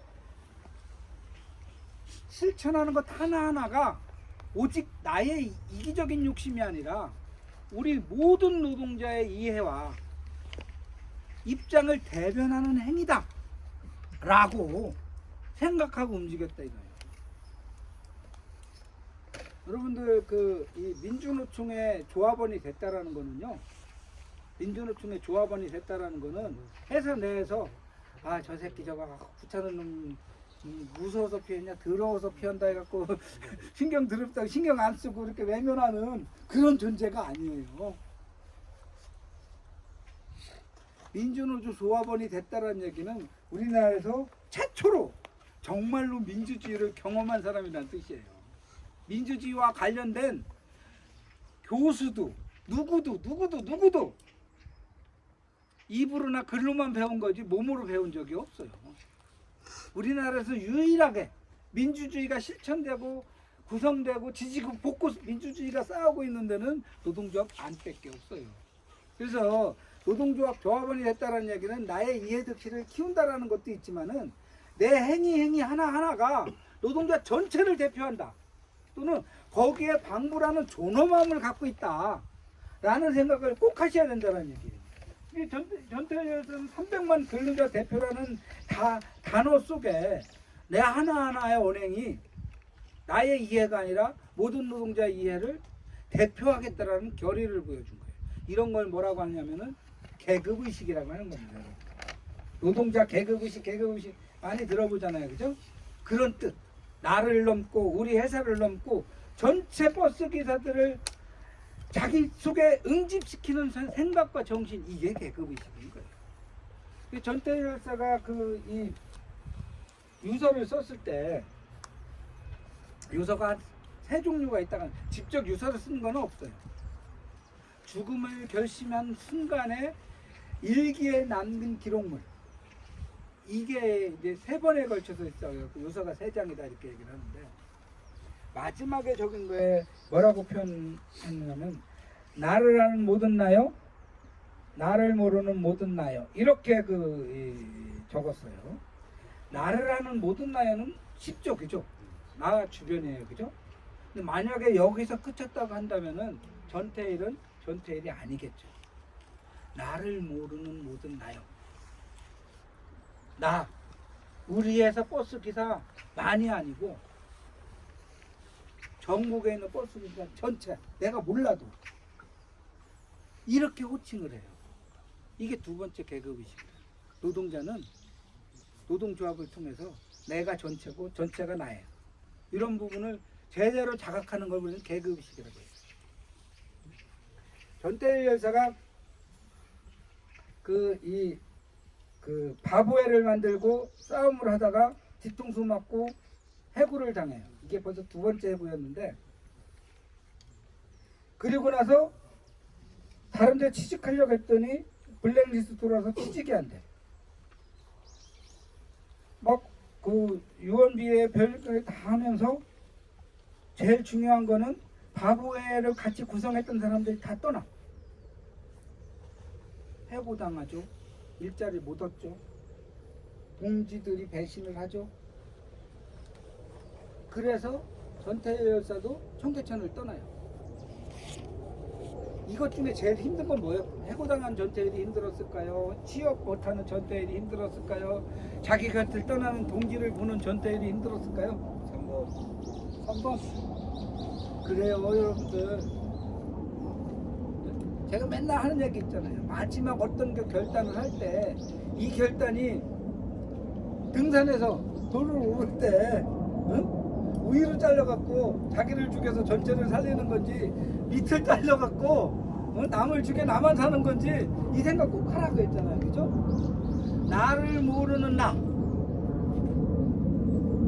내가 모르는 더 많은 노동자를 위해 내 행위, 내 언행이 일치될 때 이게 전태일 정신이고요. 그래서 못 견디고 떠나요. 전태일도 인간이죠, 그죠? 힘들면 떠나요. 버틴 게 아니에요. 그래서 떠나고 안 돌아오면 전태일이 아니겠죠, 그죠? 돌아와요. 이게 두 번째 요소가 되는데, 나는 이제 완전에 가까운 결단을 내렸다. 나는 돌아가야 된다. 내 영혼의 고향 청계천 어린 여신 동심의 곁으로 이렇게 이제 돌아왔어. 이거 아주 중요합니다. 여러분 힘들면 좀 쉬기도 하고 동해바다 가서 쳐다보고 오기도 해요. 다 좋아요. 그거 괜찮아요. 힘든데 억지로 버틸 필요가 없어요. 다만 중요한 건 돌아와야 되는데 어떻게 돌아왔을까요? 전태일은 이제 나는 사장이 되겠어 라는 새로운 결심으로 돌아오지 않았어요. 그죠? 떠나가는 동지들을 다시 챙기겠어 하고 돌아오지도 않았어요. 누구 곁으로 왔어요? 어린 여심 동심의 곁으로. 그 당시에 시다 어린 여성들 곁으로, 요즘으로 말하면 비정규직 노동자들 곁으로 돌아왔어요. 이게 전태일의 위대함입니다. 옆으로도 위로도 아니고 가장 아프고 낮은 곳으로 자기를 투신했던 이런 부분이 전태일이었기 때문에. 그리고 마지막에 전태일이 하다 안 되니까 이제 분신을 결심합니다. 분신을 결심할 때 그때 그 집회 제목이 뭐였느냐면은 근로기준법 화형식이었어요. 근로기준법 화형식. 근로기준법은 전태일에게는 성경보다도 귀한 책이었어요. 그런데 그 당시에는 다 한문으로 되어 있었어요. 그래서 밤마다 옥변을 찾으면서 그것을 해독해야 됐어요. 얼마나 답답했으면 일기에다 이렇게 적어놔요. 이럴 때 대학생 친구라도 하나 있었으면, 그걸 대신 읽어주면서 같이 공부할 친구 하나라도 있었으면, 이게 전태일 평전, 이제 주영래 변호사에 의해서 이렇게 모아져 그 책으로 나오거든요. 1983년, 82년에 일본에서 먼저 나오고 83년에 이제 번역이 돼. 저는 참으로 운도 좋게도 제가 83년서부터 데모를 시작했어요. 그래서 그걸 일찍 접할 수가 있었는데, 거기에 턱 걸린 게 뭐예요? 대학생 친구라도 하나 있었으면요. 그걸 읽은 그 당시에 가슴 뜨거운 대학생들은 전부 내가 지금 우리 집안 살리기 위해서 출세할 때가 아니구나, 이렇게 아프게 우리를 부르는 노동자 농민들 민중이 있구나 해갖고, 제 개인적으로 주관적으로 추산했을 때 최소한 20명은 그 낚시에 걸린 겁니다. 에이씨, 대문 와야지 하고. 그래서 내가 가끔 그런 얘기 하잖아요. 노동자 여러분, 되든 안 되든 일기 쓰고 메모라도 남겨놓으세요. 그 기록이 역사가 되는 거거든요. 내가 무슨 그럴 필요가 없어요. 전태일 열사의 일기가 한 7, 8건이 되는데 그중 3분의 2는 별 쓸모가 없는 얘기예요. 연애 얘기 뭐 이런 거 있잖아요.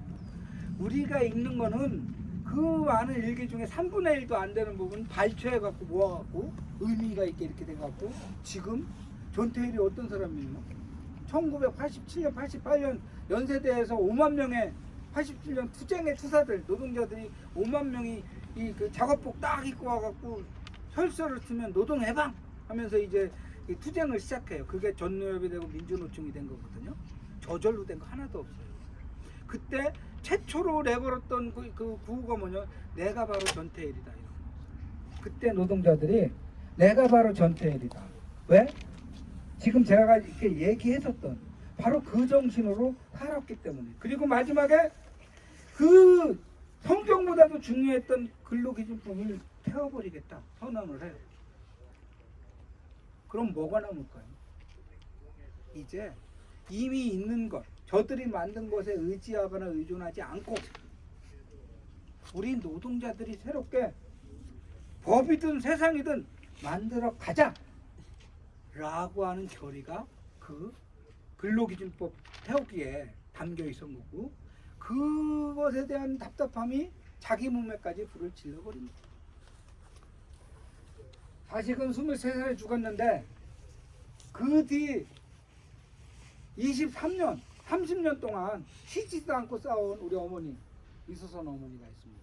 이수선 어머니가 이 떠듬 이렇게 하는 얘기 중에 태일이 마지막 가기 전에 자기가 태일이 손을 잡아줬을 때 마지막으로 했었던 얘기가 그런 얘기예요. 어머니, 내가 이렇게 죽는 것은 대단한 걸 이루기 위한 것이 아니고 이 답답한 세상, 우리 노동자들에게, 그 당시는 근로자라고 했겠죠, 그죠? 이 캄캄한 어둠만이 사방에 있는 세상에 바늘구멍 하나 내서 그 빛을 이 캄캄한 방에 비추면은 이미 캄캄하기만 한 건 아니지 않습니까? 엄마가 제 이 뜻을 꼭 이어줬으면 좋겠다, 이렇게 얘기를 했다는 거예요. 이수선 어머님이 이제 그 꼴초였어요. 정말 담배를 좋아했어요. 건강 때문에 이제 좀 피우지 말라 그러시면은 나 살 만큼 살았어. 이 담배 피운다고 죽는 것도 아니고 뭐 이렇게 이제 얘기를 하고 그랬었는데, 이런 분도 그런 아픔이 있더라고요. 뭐냐면은 태일이 죽음을 헛되게 하지 않기 위해서 노력하다 보니까 그 밑으로, 태일이 밑으로 자식이 하나 둘 셋 넷 4명이 더 있었거든요. 이들을 잘 돌보지 못한 것 같아서 항상 가슴이 아프다. 우리들 마음이 그런 거 많잖아요, 그죠? 노동조합 열심히 하다 보면 집안이 소홀해지는 것 같고, 뭐 열심히 하다 보면 자식한테 뭔가 못 해준 것 같고 막 그렇다잖아요, 그죠?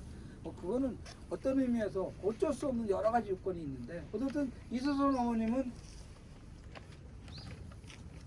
사실은 전태일보다도 더 치열하게 오랫동안 싸움을 하신 분이죠. 그러니까 전태일이 된 거예요. 저절로 된 게 아니고. 지금은 이제 살아있는 이수선 어머니, 이제 저기 김용균 엄마, 김미숙 동지가 지금도 열심히 싸우고 있잖아요. 김용균 재단을 만들어 갖고 이 산재로 다친 분들, 분신하신 분들, 돌아가신 분들을 맨 처음에 달라가신 분이 지금도 김미숙 동지인데, 얼마나 소중하냐면은 이미 많이 알겠지만은 태안화력 같은 경우가 김용균 죽기 전에 11명인가가 죽었어요. 그런데 아무도 문제 제기를 안 하니까 아무런 문제도 안 됐어요. 계속 죽었어요. 유가족들도 없는 게 아니지만 유가족들한테 가장 강력하게 먹힌 논리, 한 사람은 살자, 한 사람은 살자, 그런 거 있죠. 김미숙 어머니한테 용균이는 외아들이고, 이제 용균이고 죽었다라는 거는 엄마의 세상도 무너진 거예요. 그러니까 내가 돈 받은 들, 응? 뭐 이런 부분까지 겹쳤겠죠, 그죠? 그래서 제일 중요한 거는 13번째 죽음은 막아야 되지 않겠는가, 이런 문제예요. 노동조합이, 노동자가 투쟁한다라는 거, 단결한다라는 거는요, 자기 자신을 지킨다라는 의미가 있는 게 아니에요.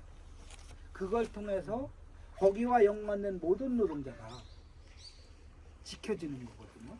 이런 뭐 분명히 생각을 해야 되는데, 지금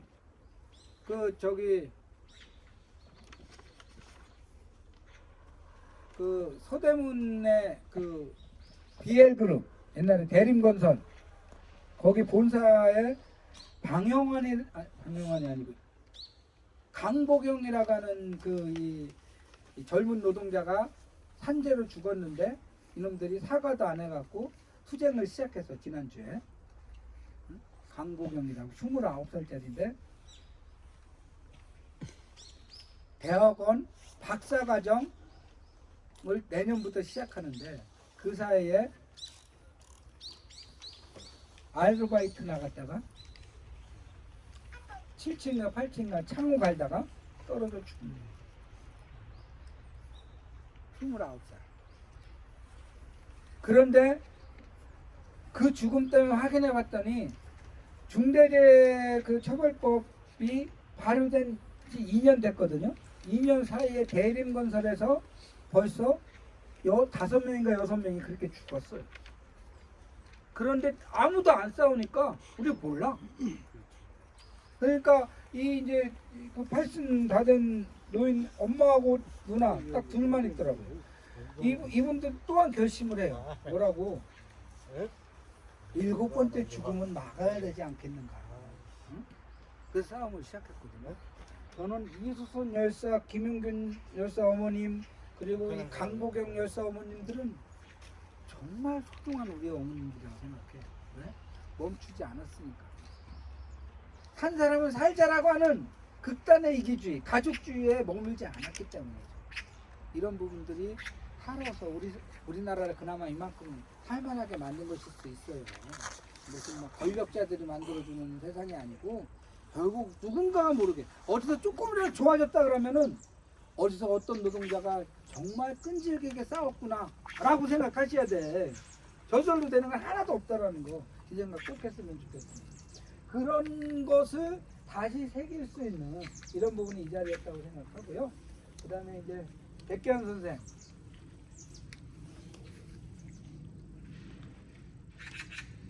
전 개인적으로는 인연이 많습니다. 왜냐면 1987년 맨 처음에 대통령 선거 나갈 때 백 선생이 후보로 나서야 됩니다 해갖고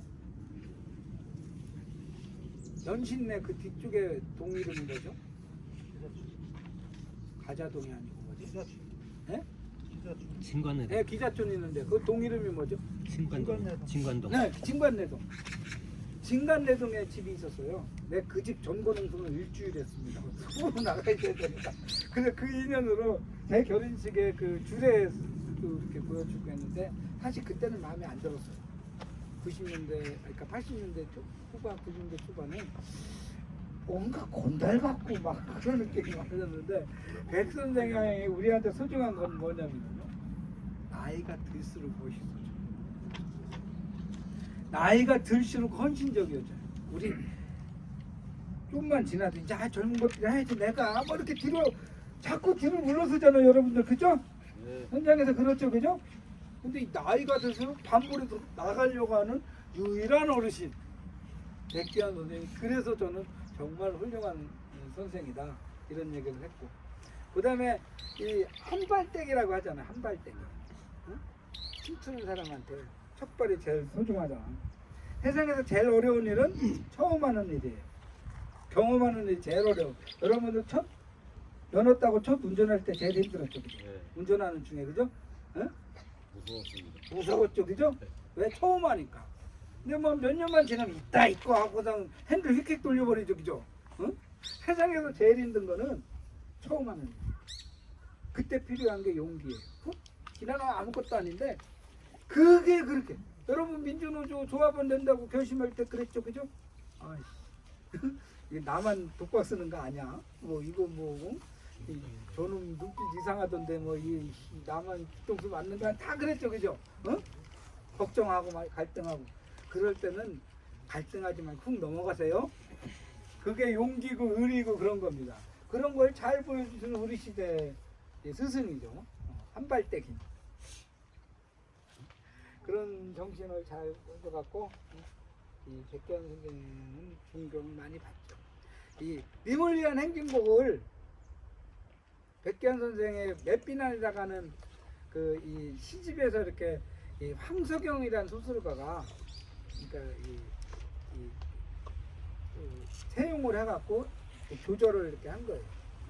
그대로가 그 가사가 된 게 아니라 뗄 거 떼고 이렇게 좀 편집을 해서 가사가 이렇게 된 거거든요. 그래갖고 그 우리가 노래를 부르면은 앞서서 가난이 산자여 따르라 이런 표현이 있어요, 그죠? 예?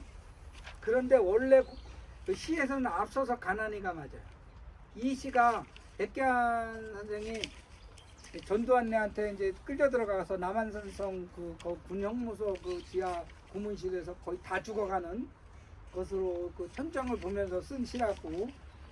근데 거기서 저기 노트나 편지 그 볼펜도 없었으니까 거기 직접 쓰진 않고 머리가 좋아 그때 느낌을 나중에 나와서 썼겠죠. 응? 앞서서 가난이 나가니 산자에 따르라 이게 원래 저게 맞아요. 그런데 이 그 님을 위한 행진곡은 그 이 박관현 열사라고 그 이 맞지? 박관현 열사라고 그 이 전남대 총학생장이었던 친구하고 박기순 열사라고 들불 야학이라고 그 야학 노동자 야학을 하면서 이렇게 이제 준비했던 이런 이 분들이 이 그 이제 이 그 영혼 결혼식을 시키는 거예요. 그때 그를 기념해서 만들어진 노래가 님을 위한 행진곡. 근데 그때는 뭐라고 하냐면 이미 죽은 사람이잖아요. 그래서 나가니가 아니고 가난이 이렇게 원래 돼 있었어요. 그 표현은 맞잖아요, 그죠? 그래서 죽었으니까 가난이 산자는 싸워라 이렇게 돼야 되는데 어느덧 그 시가 나간이로 되어 있으니까 지금 너나 나나 할 거 없이 나간이 이렇게 부르거든요. 근데 저는 개인적으로 가난이가 맞다 이런 생각을 하기도 합니다. 이건 쓸데없는 사족이었습니다. 좋습니다. 저쪽 김영균님도 한번 갔다 오시고요. 한번 해보시고 그리고 옮기겠습니다. 아 여기서 사진 한번 찍죠, 지금. 이렇게 해서 사진 한번 찍죠. 사진 찍고 가시죠. 앞쪽으로 서면 안 되고요. 비가 나오게 공기들이 뒤쪽으로 이렇게 이렇게 이렇게. 네. 얼굴만 나오면 되니까. 자, 저쪽으로 다 가서 단체 사진 한번 찍으십시다. 한목장도 가요. 예.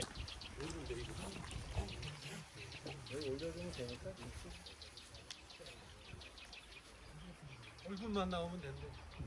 앉아요. 저 안쪽으로 이렇게 좀 뭉치십시오. 이렇게 약간 안 나오니까. 봐서 남들이 인정하는 얼굴 가려요. 지부장님 앞쪽 쪽으로. 자, 찍겠습니다. 여기 보세요. 자, 하나, 둘, 셋. 자, 한 번 더. 하나, 둘, 셋.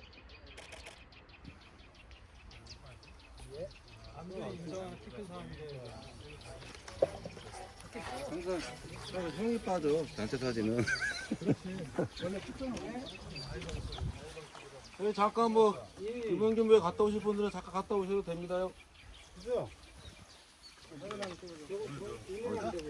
우리처럼 누가 되는지 은근 무겁네 이거.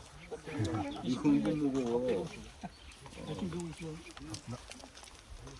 이걸 해야지 벗어나. 뒤에 꺼서 이렇게.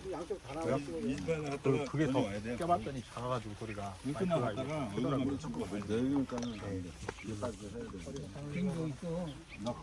우리가 또 새벽에 나가야 돼. 이제 가는 이제 굴 여기까지 나와야 돼? 나와야지. 이제 가는 지금 가는 거야? 아니 아직 며칠 전에 거기서 가면 되겠다고 거기 자고 오려고? 배고픈데. 머리 잘랐어. 아 머리 잘라 다시 찌어 다시. 세워요. 아니 여기 다 안 나. 그럼 이쪽 좀 가면 되지 형이 일로 좀 가. 두 번 찍어 두 번 이렇게 한 번 찍고 이렇게 한 번 찍고. 어차피 다 안 나오구만. 안 나와. 그래. 옮기겠습니다. 예. 그래. 이렇게 세워서 이렇게 와서. 아무것도 안 나와서. 28고요. 이동하겠습니다. 우리 좀 배우게도 헬스하는데.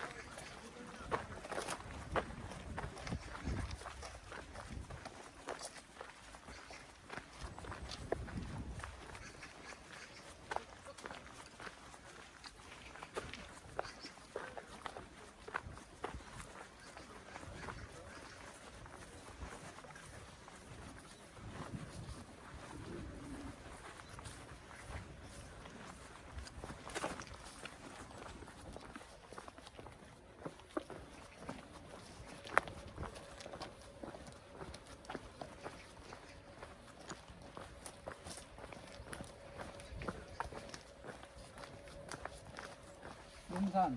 예.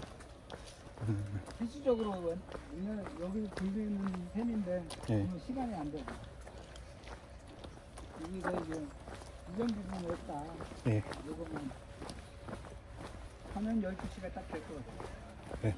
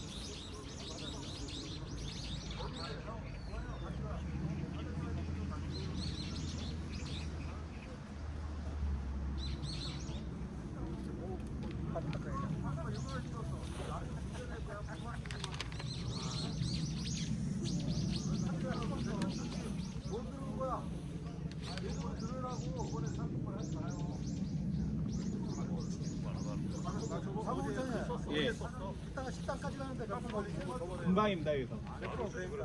그걸 뭐 싸는지 알아요? 30분 남았는데요. 사실 한 15분 20분이면 끌것 같아요. 받더라고요. 진짜로? 이렇게 본다. 잘안 받는데. 그래서 내 걸.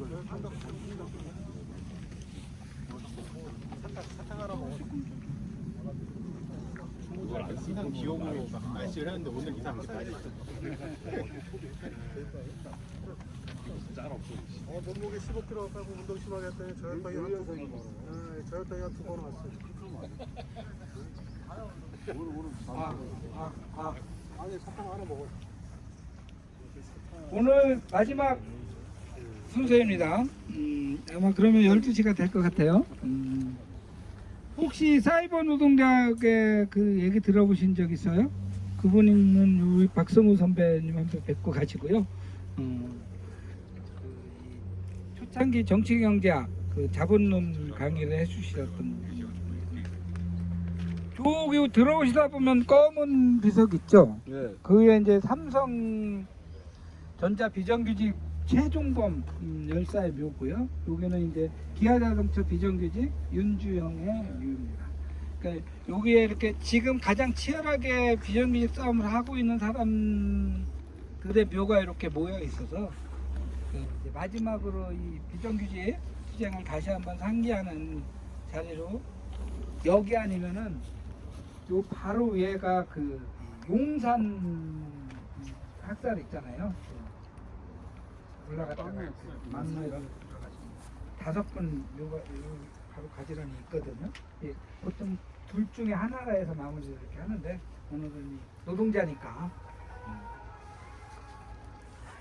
이 그 윤주영 열사나 최종범 열사는 비정규직으로 싸우다가 워낙 그 삼성이든 현대든 기아도 현대 자본이죠, 그죠? 예? 막무가내로 그 맞으니까 그 투쟁 과정 속에서 어떤 점에서 못 견디고 돌아가신 거예요. 그 최종범 열사가 그 문자로 남긴 거 그 마지막 유서 같은 거 보면 저 최종범이 그동안 삼성 서비스 다니면 너무 힘들었어요. 배고파 못 살았고 다들 너무 힘들어서 옆에 거 보는 것도 힘들었어요. 그래서 전 전태님처럼 그러진 못해도 전선 택했어요. 부디 도움이 되길 바라겠습니다. 죽기 전에 남긴 조합원들한테 이렇게 남겼어요. 근데 사실 전태일 열사하고 최종범 열사하고 마지막 말이 같았어요. 배가 고파 죽겠어요. 전태일 열사가 어머니 앞에서 맨 마지막으로 배고파요 어머님 하고 숨이 끊어졌어요. 사실 우리도 어떻게 보면 굶어 죽어서 배고픈 게 아니잖아요, 그죠? 정말로 어떤 사람의 존엄성, 존중함 이런 부분이 무참히 짓밟히기 때문에 배가 고픈 거잖아요, 그죠? 많은 요소에 있어서 이 윤주영 열사의 그 유서는 더 슬픕니다. 한번 읽어보겠습니다.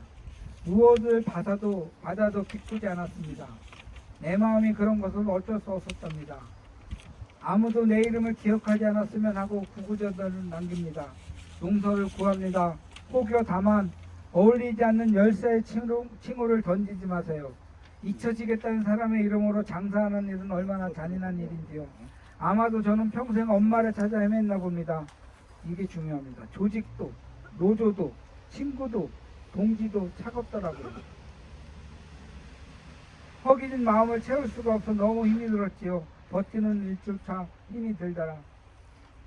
윤주영 열사의 이 유서문이 공개될 때 저는 30년 넘게 35년 가까이를 이렇게 노동운동과 연관돼서 일을 한 건데 제 인생이 허망해지더라고요. 조직도, 노조도, 동지도 차갑더라고요. 라고 하니까 우리는 누구나 이럴 때가 있습니다. 그죠? 갑자기 허무해질 때, 갑자기 박탈감이 생겼을 때, 갑자기 너무 힘들어갖고 생 포기하고 싶어질 때, 그때 정말 필요한 게 동지인데 우리는 다른 동지의 고민과 말을 들어줄 자세는 충분한데 언제나 내가 다른 동지에게 내 얘기를 하고 내 갈등을 얘기하고 마지막 결정할 때 같이 상의하는 게 너무 부족해요. 노동조합은요, 노동조합 하기 전과 한 이후, 요즘은 그것도 사라졌죠. 옛날에는 이런 게 비유였는데, 민주노조냐 아니냐, 내가 민주노조 조합원이냐 아니냐의 차이는 노동조합 하고 나서 전화비가 늘었는지 안 늘었는지, 응? 전화비가 한 3배는 늘어야지 아 내가 다른 사람을 챙기고 있구나. 이 한 구성원이 죽고 살고를 같이 하는 것을 공동체라고 합니다. 그런데 우리가 살아가면서 가장 강력한 공동체는 가족이에요.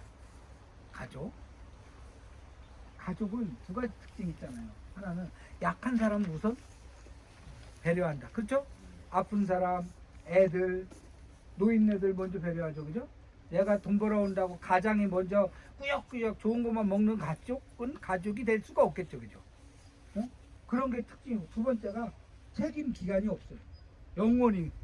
그렇죠? 그래서 가족 공동체가 그렇게 소중한 거고, 그 다음에 이 수평적인 평등한 공동체가 있다고 한다면은 제일 훌륭하게 그게 수행되는 관계는 연애할 때 두 사람 관계가 제일 훌륭해요.